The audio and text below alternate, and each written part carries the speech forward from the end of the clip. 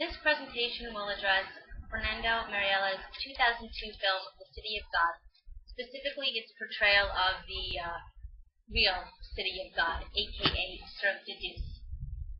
Cirque du Deuce was created in 1966 by the government, right after thousands of families were made homeless from a flood.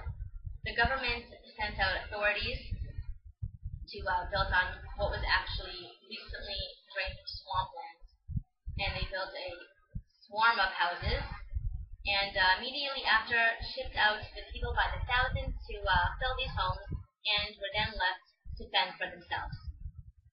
4 decades later, Cirque du Deuce is recognized as urbanized.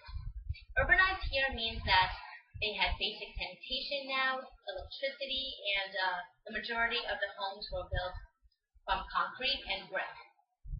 Also that they have a school, a clinic, and a patrol station.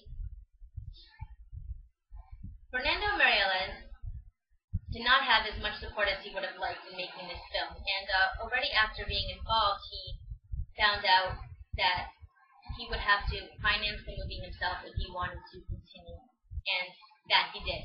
So in order to cut down on costs, which he found amateur actors, he used real kids, real teenagers who lived in Cirque du Deuce and other favelas in Brazil, and used them to star in his movie.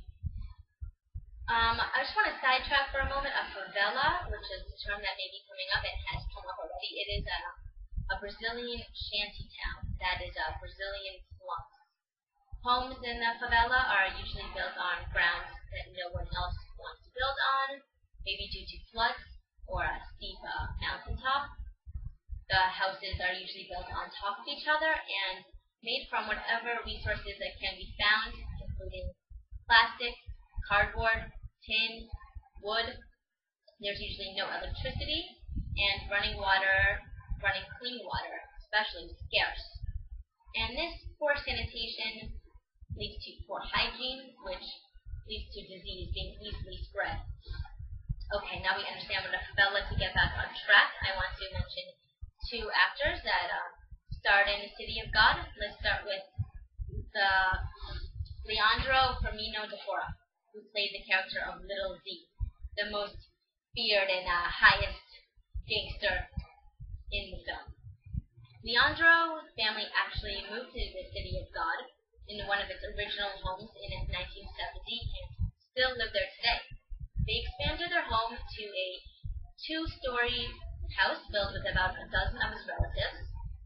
And Leandro, he grew up poor, obviously, but he did not involve himself in crime. He was not a gangster, as most people would think that kids in the favela have to be involved in crime or drugs or prostitution or stealing. It's not true. He is a good kid. He went to school, he did his military service, and after which, when he found out they were filming The City of God actually in his favela, he jumped at the opportunity and scored the role of Little Z. To mention another amateur actor that was involved, Rocket, the narrator of the film, was played by Alexander Rodriguez. He was not actually living in the City of God, but he was living in Brazil, and his family moved him from favela to favela for the first 15 years of his life. He often went hungry with the rest of his siblings, and his life was really hard. Luckily, though, at the age of 17, he found the small theater group on his favela, which he enjoyed. He wanted to be an actor so much that he went there daily and was lucky enough to land the role of Rocket.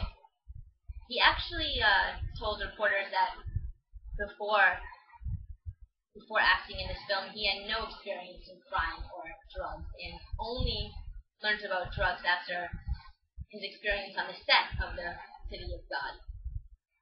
And after understanding just these 2 kids who grew up in the real life in Rio de Janeiro in these favelas, that they were not gang members, what then was Fernando Merielles attempting to portray, if not The City of God?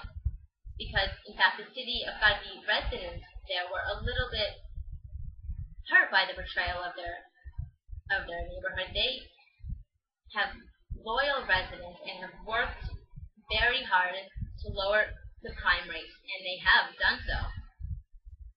But I don't think it was specifically the city of God that Merielles was attempting to describe it, because there were many other favelas, and the entire issue in general needed to be addressed.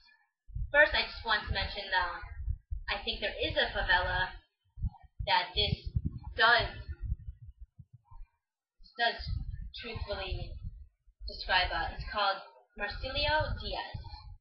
This is one of the highest rates of violence favelas in Brazil. Especially in the 1990s, it was ruled by gang members. Residents were not even allowed to wear the color red without being in fear of being shot. There was daily accounts of violence. Women and children were especially vulnerable to rape and murder, defenseless against police brutality and gang violence.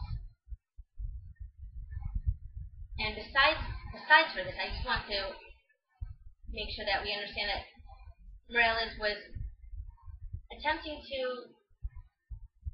get into the favelas from their perspective, which was often overlooked.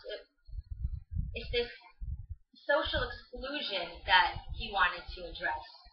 He lived in Brazil for 46 years, and he still claims to be ignorant on the subject. He only knew about these high rates of violence and child murder through newspaper articles. And he lived in Brazil for 46 years. It's this huge gap between the poor and the middle class that is exactly what needs to be recognized. That you could be there, you could go on a trip in Brazil, and you still will not do anything about all these thousands, millions of people suffering unless you go out of your way. And he went inside the favela from their perspective with the shaky camera shots, his amateur, passionate actors, and his authentic music really got us inside to see the picture. And that is what he was wanting people to see. Because otherwise, they are completely under the radar. And I just want to leave you with two shocking statistics that I think you would appreciate to hear.